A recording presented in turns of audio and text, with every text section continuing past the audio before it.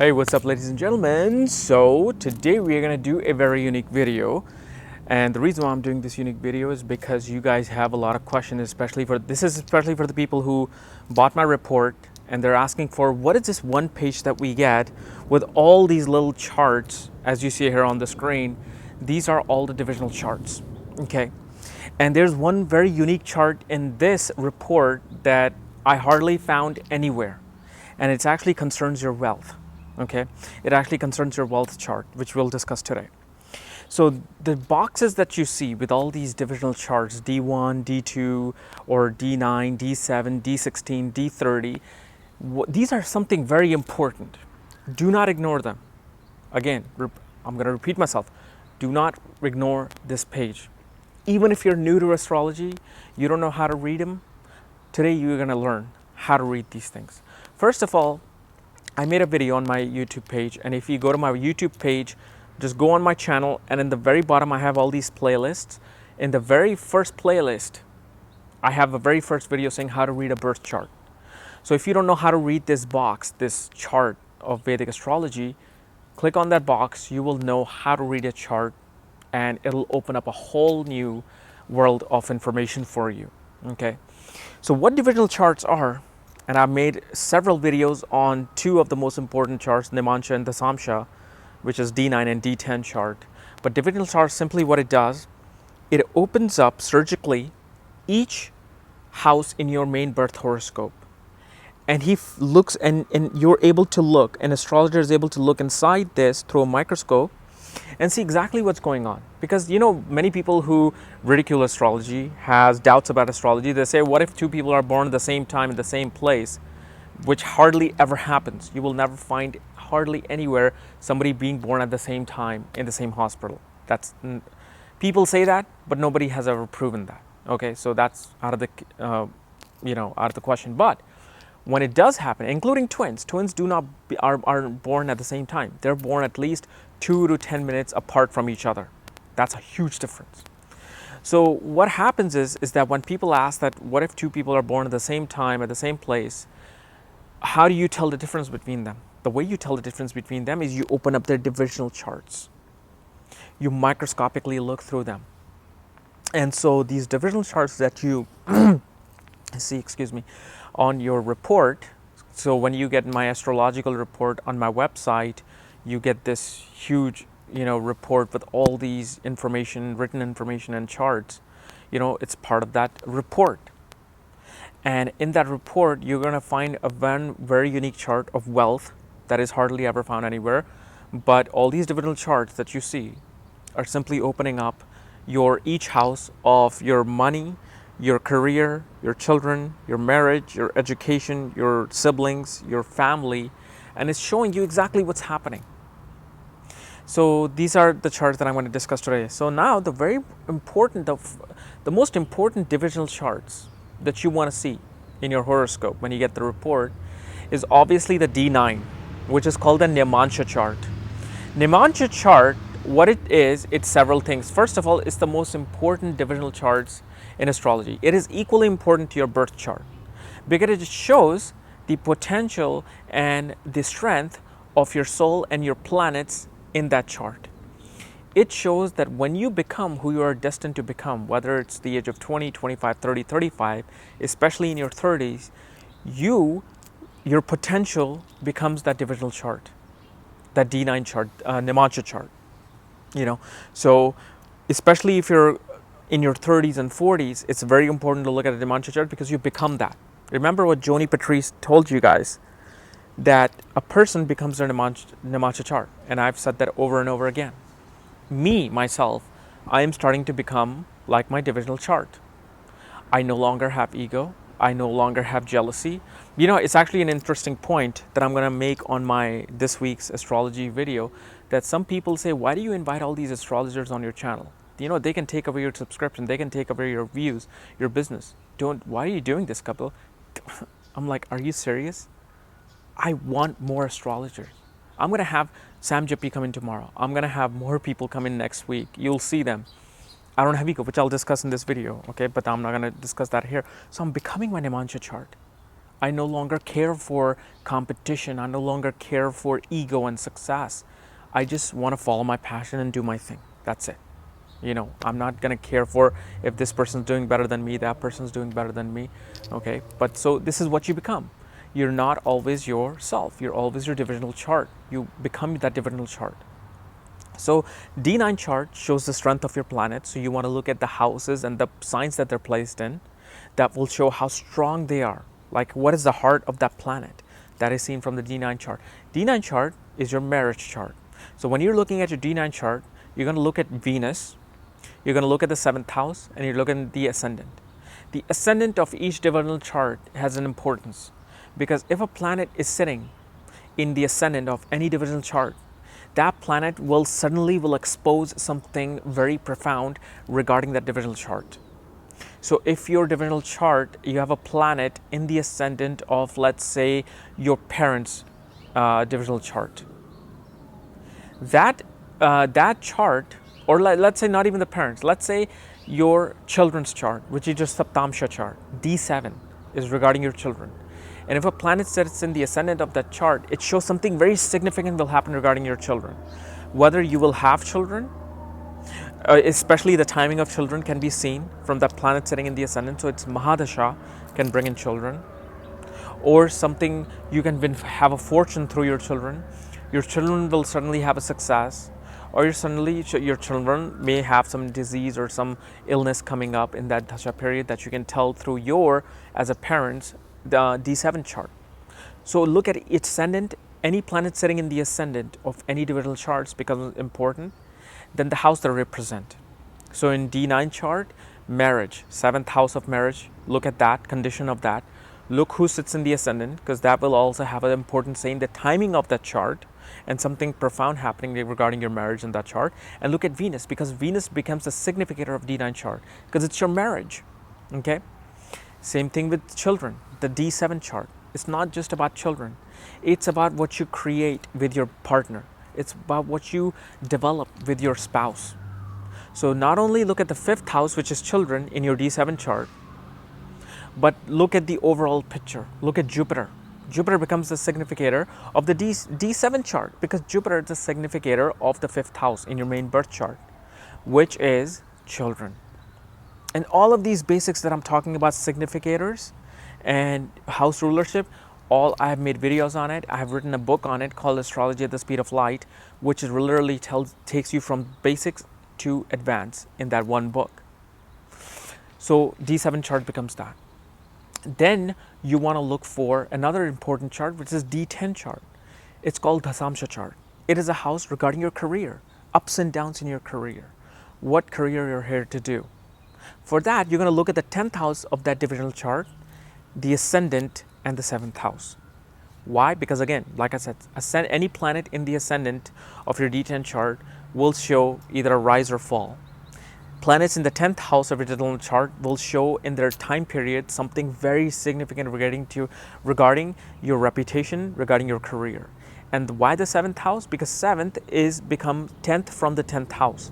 Bhavat Bhavam concept. Something again I have made a video on. And all these terms I'm going to put it in my description section in this video, so you can cut and paste them on YouTube and watch that video. So D10 chart, you want to look at the 1st house, 10th house, and the 7th house, because 7th house is 10th from the 10th. It's another indicator of your career. And especially planets in Kendra of your D10 chart will have a very strong say in their time period or sub-period regarding ups and downs of your career. Again, I'm going to put these terms in my description section. Then if you want to learn about, let's say, when will you get property, if you will get property, for that, look for the D4 chart, Chaturamsa chart. This chart will show you if you will get a property, like a house, when will you get a property, and the timing of getting that property, pretty much, and how big will that property be. For that chart, you're going to look at the ascendant again. Ascendant will signify something about that chart, something about your house conveniencies. Then look at the 4th house, because 4th house is a house of land, 4th is a house of home, and I made a video on this too. I'm sure you guys know this, especially if you're new, you might want to look for that on YouTube, saying that timing of getting a home in astrology, and you'll see my video on there. So for ascendant and the fourth house become important, including the second and 11th house. Because second house will show the potential of the D4 chart. Like how much money are you getting to get that house. And 11th house will show gains of that chart. Meaning that 11th house is any chart becomes a gain of that house. Gain of money, gain of liquid wealth. So how's your wealth coming in the D4 chart to get that fourth house? But mainly if you have yogas occurring in your D4 chart regarding property, okay, and I've made a video on that, I'm not going to go in detail, watch that video, but you have to have Raj and Dhan yogas occurring in your ascendant and fourth house, or fourth lord should be involved in that Dhan yoga or Raj yoga in your D4 chart as well as your D1 chart for you to get a property. And timing of property will happen during the Mahadasha of the fourth house, fourth lord in the or the 11 or the yogas that are forming in the fourth house in your D1 chart and the D4 chart. Then there's another chart regarding your car. When will you get a vehicle? Will you get a vehicle? Okay, that's called the D16 chart. That is the Dasamsa chart. And I haven't discussed this, but mainly you can predict the car also from D4 chart, but Dasamsa, the D16 chart, can be used for vehicles. Again, look for the fourth house, condition of Venus, because Venus becomes a significator of cars. Mars becomes a significator of land, home, and Saturn becomes a significator of construction of home. So watch my video of buying a home and buying a car, but mainly D16 can be used for the fourth house and the ascendant and Venus for purchasing of a vehicle. Is there Raj Yoga happening, Dhan Yoga happening in your D16 chart regarding a vehicle? You know, when will you get it? And I looked at my own chart. My very first car happened during my Antardasha of my D16 chart and the planet that was in the ascendant. So it didn't fail, really. My second and my third card that I got was also timed in these charts, especially my D4 chart told that. You know, but again, the intuitive perspective will tell you if the D4 chart is giving that or D16 chart will give that. But these are the charts for your property and your car. Now the next one is Trimshansha chart. It is a D30 chart. It is a chart that I do not like looking at, but again, unfortunately, I have to look at it for other people sometimes. It's a house of it's a chart of misfortune. And you know, sudden things happening. Maybe you have a misfortune of losing your money, your wealth, you know, things like that, you know, diseases. It can be seen from the Trimshansha chart. Again, the ascendant sign, the lord of the ascendant of that chart and the planet sitting in the ascendant of the chart are very important.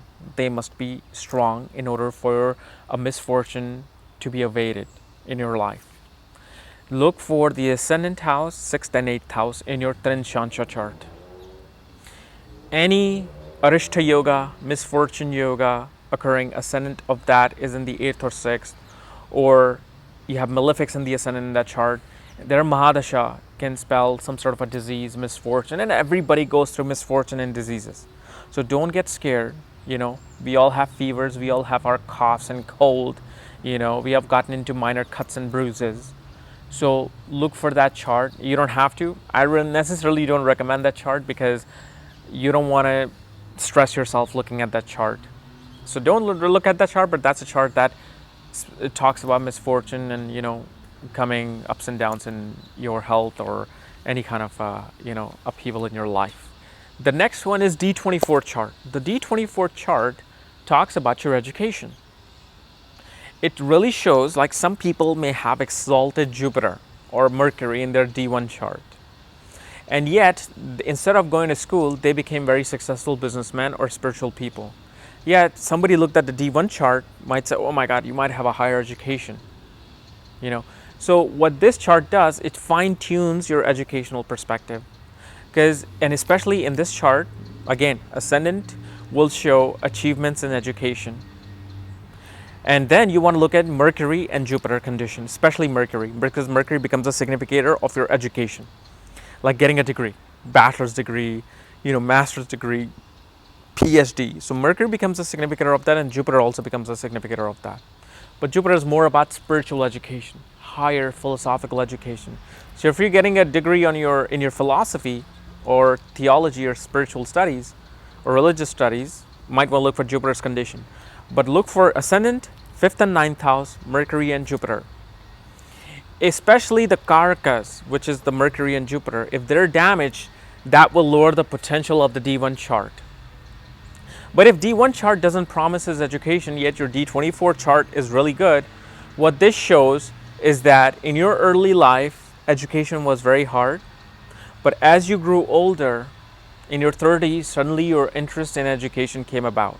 Because your planet suddenly gained that exalted position or that good position. So if your planets are debilitated in the D1 chart, in Mercury and Jupiter, yet they're exalted in your D24 chart, it shows with time, you will be able to grasp regular education. You would love education. You would love to go to school and colleges and want to get that education.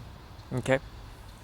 Then I'll still come to that what do you call that wealth chart that you guys are waiting for. Now, one of the more not the most important, but one of very important chart is Saptamsa chart. What is Saptamsa chart? Saptamsa chart is your overall fine-tuned horoscope. Like, it takes every planet, and this is for this. Do not look at this chart if you are really not sure about your time of birth. Like, I don't look at my chart. You know, I even though I know it's accurate, mine changes within 2 seconds. It goes this way. Although I rectified it myself, but what happens, it takes your entire main birth chart, and through its funneling system, it really fine-tunes every position of your chart, and it really shows the most deeper meaning of your soul's achievement. So in this chart, what you specifically want to look for, okay, and this requires Gemini education, which I've made videos on Gemini astrology. Gemini astrology is actually very easy astrology. Don't be intimidated by this astrology. If you're new to astrology, including Vedic astrology, just type in Gemini, Jaimini astrology, and I've made 6 lessons on that. Look at Gemini astrology lessons and then come back to this chart. In this, you want to look for your Atmakarka. That means a planet with the highest degree in your main birth chart. Okay, look for that position of that planet in your Saptamsa chart. That will really drive the direction of your soul's lesson, what your soul is here to achieve. And also, this chart can be used for any debt that you owe in this life from your previous karmas. For that, look for, if you have any retrograde planet in your birth chart, look for that retrograde planet either in the 6th, 8th, 12th, or the ascendant house. Because especially in the 6th house, it'll show that that retrograde planet, in that Mahadasha of the retrograde planet, you're going to pay some sort of a debt from past life in that time period. Whether it's you getting a lot of financial debt upon yourself, and you're having a hard time and struggling to pay it off, because karma is making you work. Karma is making you pay your debt of whatever wrongdoings you did. Look for that planet, what planet it is, significance of that planet, the Karka, what Karka is that planet. Like Venus is a Karka of the 7th house and the 4th house, especially the 7th house of marriage. And if it's retrograde sitting in the ascendant 6th or 8th house, it may show that you may be paying, because ascendant of any chart has a profound impact. Okay, and Saptamsa is not only your chart of your soul's direction, but some debt repayments. So that will suddenly bring about some debt repayment. Now, there may be a little bit of debt repayment or a lot of debt repayment. That happens if that planet is debilitated in your Saptamsa chart, and if it's sitting in the 6th, 8th, or ascendant, because those are the really main axes of, especially 6th and the 1st house are really the axis of debts and something to really significant happen. But the Atmakarka will show the direction that your soul should go. So it actually becomes kind of a fine-tuned horoscope chart of your career as well. And if your ascendant of your, or if your Atmakarka from your main birth chart is retrograde, becoming your also the karmic repayment chart planet, look for its position. Then that planet will become very important. And if it's debilitated, then it shows that you may have to pay some debt from past life. You may get into a lot of debt. You may get into some sort of mishap where you're now struggling to pay off debts to other people. Usually, most of the time, it's financial debt, because now you're working to pay that off. Otherwise, you're going to keep going deeper and deeper and deeper and deeper. But again, the amount of it will really come if they're stuck in the axis of Rahu and Ketu, or all the malefic planets like Mercury, Mars and Saturn and Rahu and Ketu. Because if they're just debilitated, they might still be able to not give you that much of a responsibility of debt. But Saptamsa I really see for the directions of the soul, because it fine tunes it. But if your timing is off by even if your chart is changing between like a minute, seconds, don't look at that chart, because rectification requires a lot of practice. I don't have practice of rectification. I only did it for myself because I knew my past life events. And I looked at the Mahadasha and I'm able to do that. Okay, this is my Saptamsa chart. But this chart, you should only look for it if your parents knew exactly when you were born, because it really fine tunes it every single aspect of your life. So even when you're looking at Dasha, Mahadasha results of any planet, check and see your Saptamsa chart if you really are sure about that. This is why this chart is not so famous, because astrologers are like, look, this chart changes really quickly within 2.5 minutes. And if you're, most of the time, people are off by 5 minutes or so in their time of birth, because you weren't there when you were born. You don't know exactly what clock your parents were looking at. So don't look for that chart. All right. Now there's other divisional charts like of siblings, courage, spiritual progress. People don't really care for in the real mundane life. They want to know about their wealth. They want to know about their career and marriage and children, right? So now let's get to the wealth part. Now let's talk about wealth. So in my report, you get two special wealth charts. One is the D2 chart, the Hora chart, that has only either Cancer or Leo ascendant, because it's called Hora of the Sun and Hora of the Moon chart. And before you look at this D2 chart, watch my video of what is a Hora chart, and then come back to it. It'll make more sense. Okay. So first chart that I'm going to discuss is this D2 chart of Sun and Moon Hora. What if you have? You'll have a bunch of planets. Sometimes you have all planets in one sign, whether it's Cancer or Leo. So what this shows, if you have more planets in Sun Hora, you will have to make money through a lot of effort, and you will have to work hard towards making that money. If you have more planets in Moon sign, in Moon chart, in time period of that chart, the planetary Mahadashas of planets that are sitting in the sign of Cancer will bring wealth with ease and wealth from foreign lands. And especially if it's true, if you have a Leo ascendant in your Hora chart and planets are sitting in the 12th house in the sign of Cancer, it shows your wealth potential will be made in foreign lands. And during that time period, something will happen that either you will do international business, international trade, or you will move to a foreign lands for temporary reasons to do some sort of a work. But money comes with ease, in much more ease in the Mahadasha of planets that are sitting in the Hora of the Moon. Then to really see if you're going to get a lot of money, I don't know if I should tell you guys this. Let me think about it,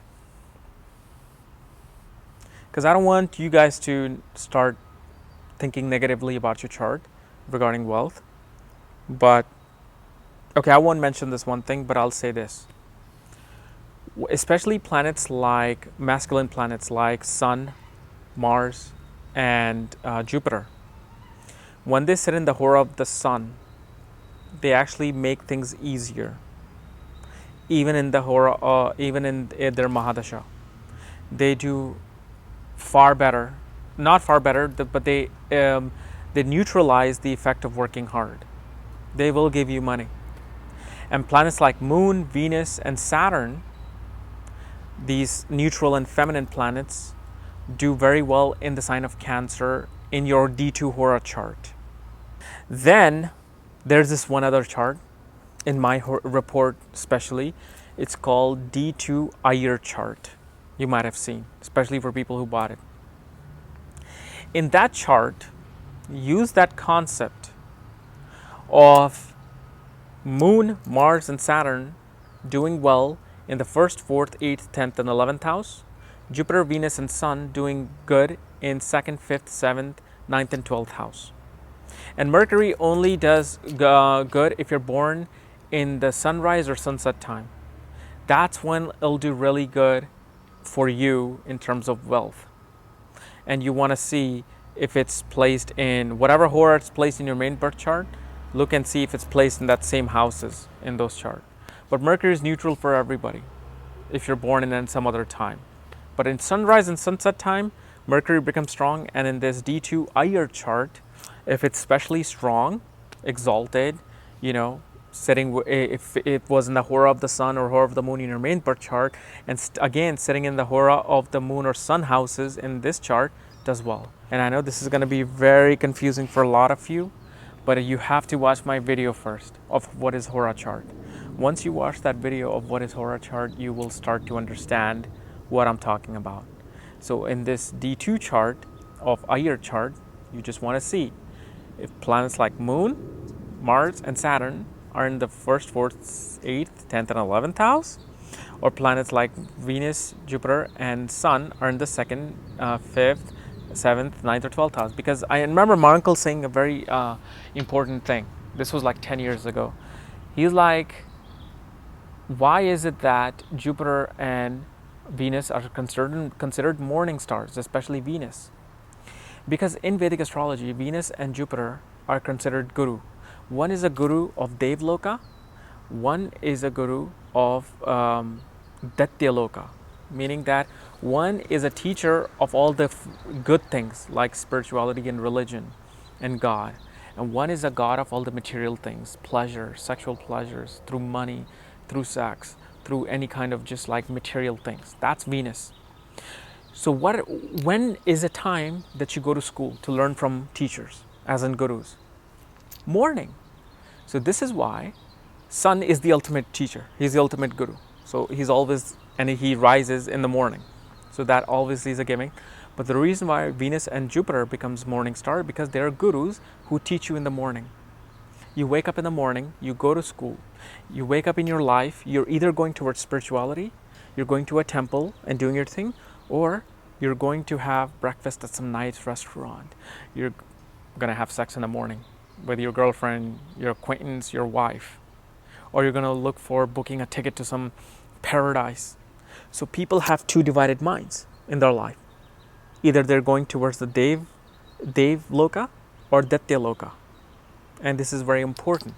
So this is why you want to see in your D2 Ayar chart where these planets are placed.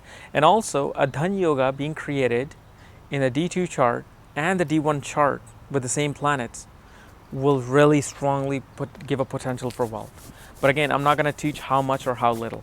That's not my job. I don't want to intervene in your psyche. I don't want to intervene in your psychological pattern of how much money you will make or not make. That's not up for me to decide. So that's why I don't even teach that. But there are all these other things that comes into play, like rupas and virupas, transits, ashtavarga, and some other stuff that I just don't want to teach. I wish I didn't even learn these things, and I don't even look at them, including mine. Because why would you want to know you will never make money? Because then you will stop doing your work. You're like, hey, well, the chart says I'm not going to make money. I'm not going to show it to you. But yeah, this is one unique chart that my report gives that, it just shows you which house will be much easier during their Dasha period. Another thing you want to look for in this D2 Ayar chart, if you really do not even care for the Hora concept of all that, I'll make it easier on you. Look at the planet in the ascendant in this chart. A planet sitting in the ascendant, especially well placed, exalted, Mool Trikona in its own sign, can really bring wealth in its Mahadasha. And also houses that represents wealth, which is 1st, 2nd, and 11th house. Any planet in these three houses, well placed, can signify wealth in their Mahadasha. So I know the Hora concept can become confusing, so you don't even need to worry about a Hora concept as much. But really just look at the ascendant and the wealth houses. That will really show a potential. But again, I really do not want to tell you exactly when you will not have wealth and when will you have, only little wealth. It's just look for these things.